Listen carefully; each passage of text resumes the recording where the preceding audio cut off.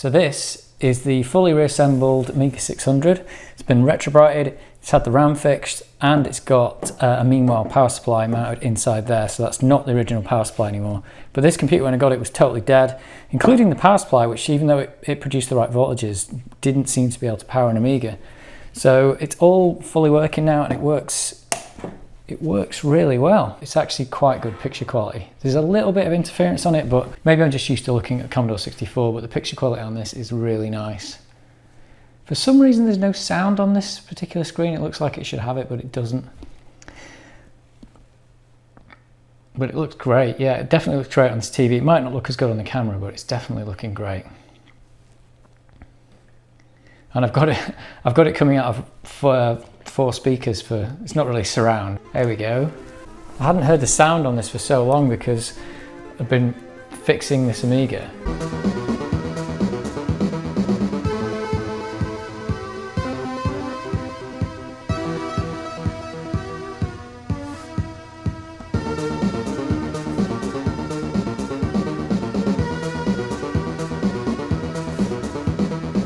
So it's got a totally rocking soundtrack, which is really good because I've not heard this for so long.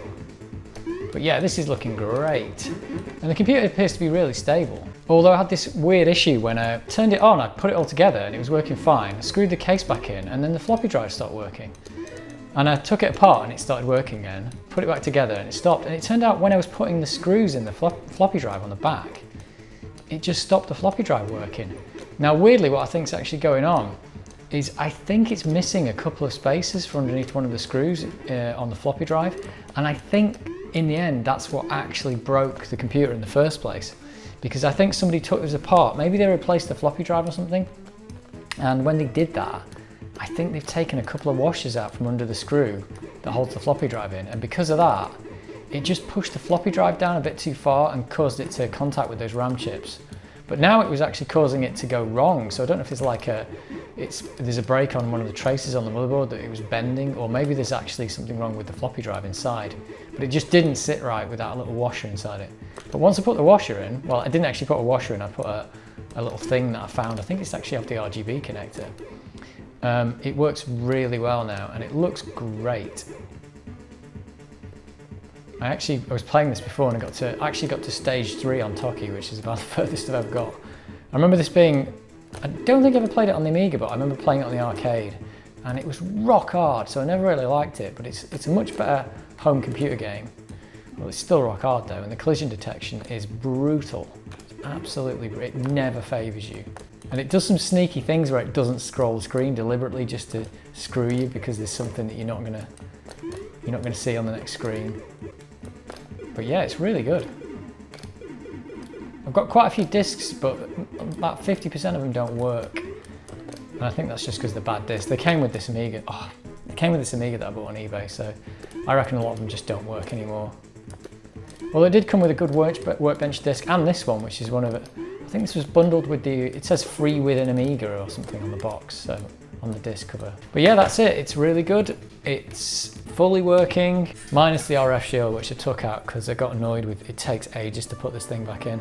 So this thing's a goner, but we didn't really want it anyway. And the new power supply is really good, and it doesn't appear to be getting warm at all. I got 18th on this high score, that's pretty bad. Oh, it's got groovy high score music.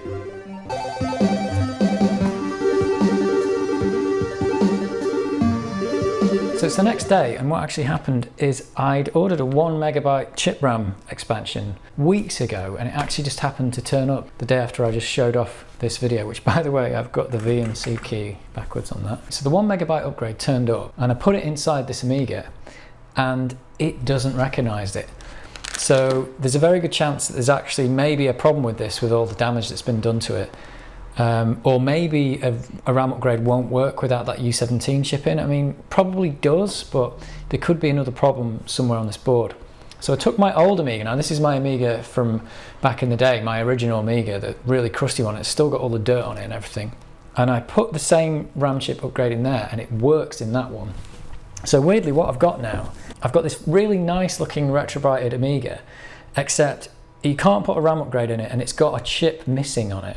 So it's a bit dodgy.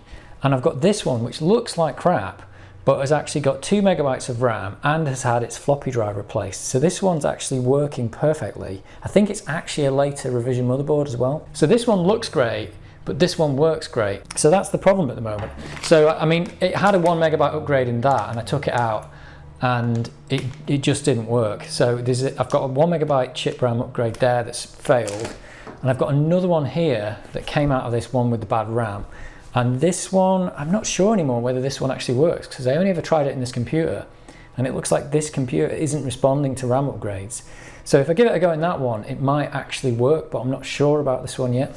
So I think what I might do, basically transplant my Amiga, like everything in there, including the floppy drive, from that one into this one, and then I've got a super nice looking Amiga that works perfectly, and then this one will go back to like being a working Amiga, except it will just it will only have 0.5 megabyte of RAM, and you can't upgrade it any further at the moment unless I find out what the problems are. So that might be the next task for this. Yeah, and I need to find out whether this RAM upgrade, whether it's actually broken or not. And maybe it's possible between these two RAM upgrades, because these appear to be both the same style, that maybe there's enough chips in here to make one of these work. And neither of these have had new capacitors, so that might be a thing to do. Maybe I could try that on the damaged board and try and recap that one successfully. Because I did notice that the video output was really shaky on one of these two.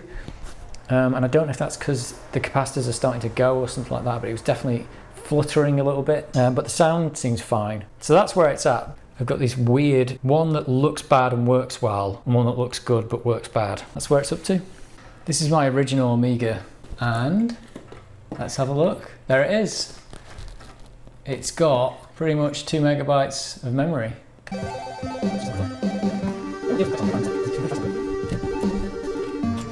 There's my 2 megabytes of chip RAM. So I've got one with 2 megabytes in and one with 0.5 megabyte, but that's with the brand new upgrade in. So yeah, there we go. So I've got 2 megabytes of RAM, and I've got this possibly working RAM upgrade, but don't actually know.